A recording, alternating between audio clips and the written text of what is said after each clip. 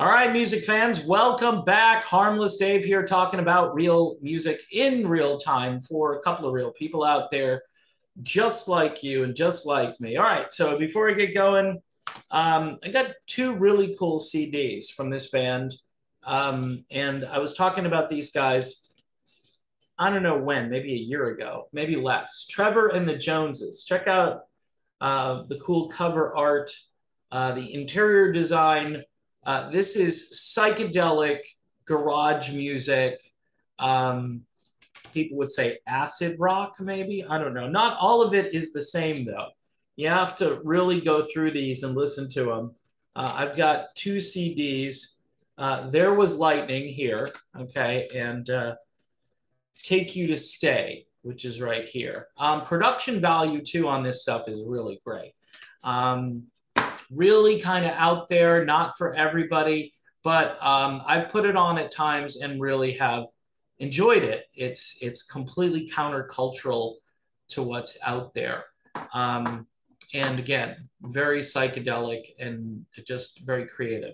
Speaking of psychedelic and creative, the Grateful Dead, who apparently aren't the favorite band of Gene Simmons, according to a recent article or interview.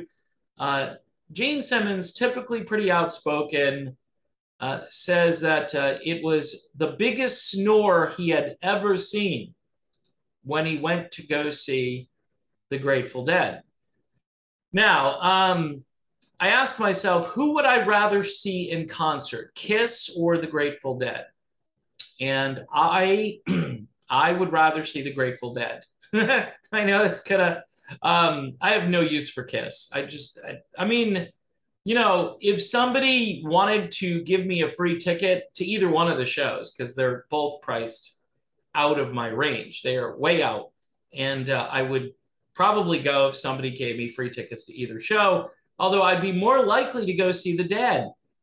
Now, Gene Simmons says that the Grateful Dead, it's all a bunch of guys. There are no women there. I mean, he said some pretty controversial things. I've been to a Grateful Dead concert. In fact, I went with a chick way back in 1980 something.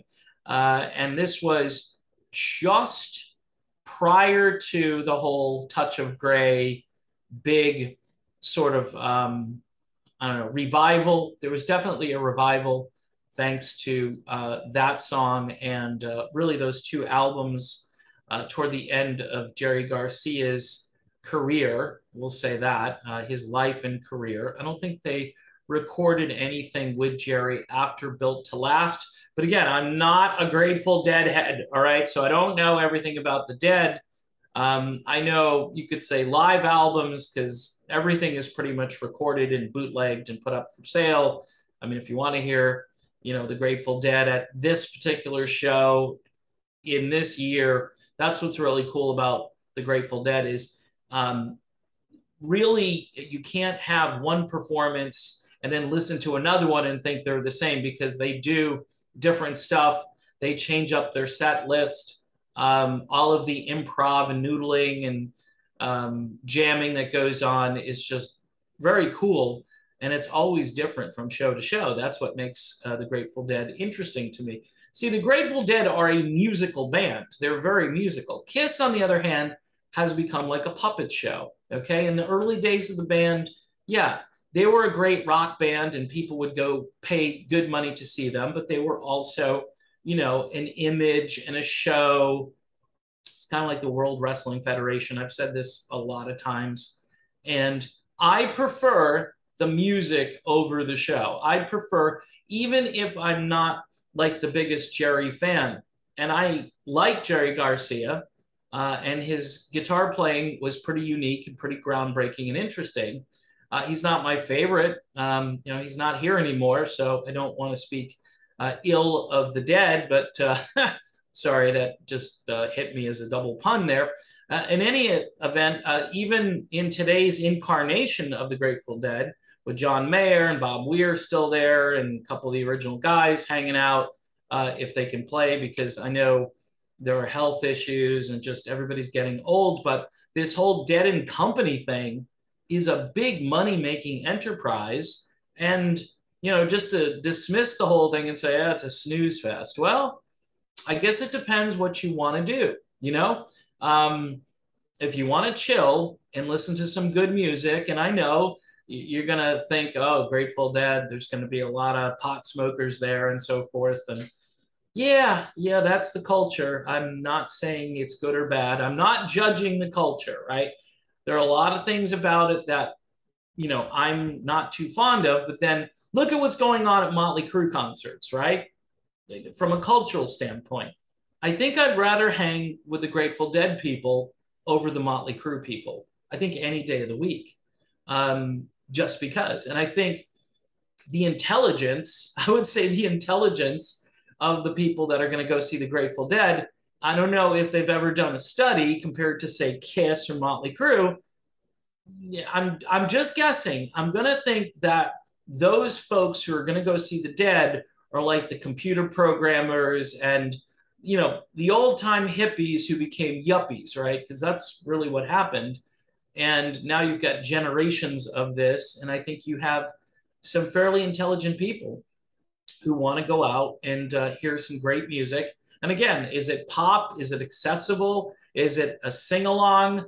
Not really. I mean, I think people would probably sing along to Truckin' or Touch of Grey. I mean, there are a few songs I think that really resonate. But what's weird about the Grateful Dead, it's good and bad, is that the song you want to hear, they're probably not going to play on that particular night.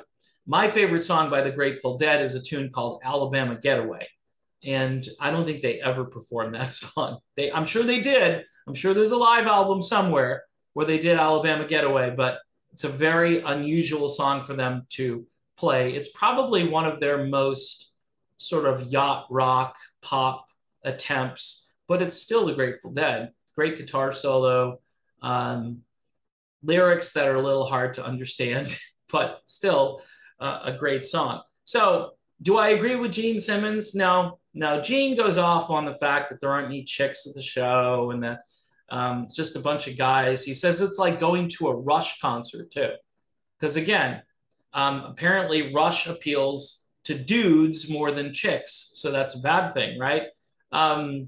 Look, I understand the whole demographic thing. If you're a band and you look out at the audience, you're a bunch of guys on stage and you see just guys or mostly guys, I probably wouldn't care. But I know apparently Gene Simmons cares and Paul Stanley cares. I mean, these guys are getting old, really. I mean, your audience should be diverse, but it should be natural. It shouldn't be a forced thing like we need more of this group of people. Look, if the Grateful Dead appeals to dudes more than chicks, and again, I didn't see that when I went. I saw a lot of hippie girls at Grateful Dead concerts. So, in fact, I don't know. I think the music, because it's kind of lighter and it's not like making your ears bleed, I think chicks like that, and guys like to see all of the instrumentation live, hear it and see it,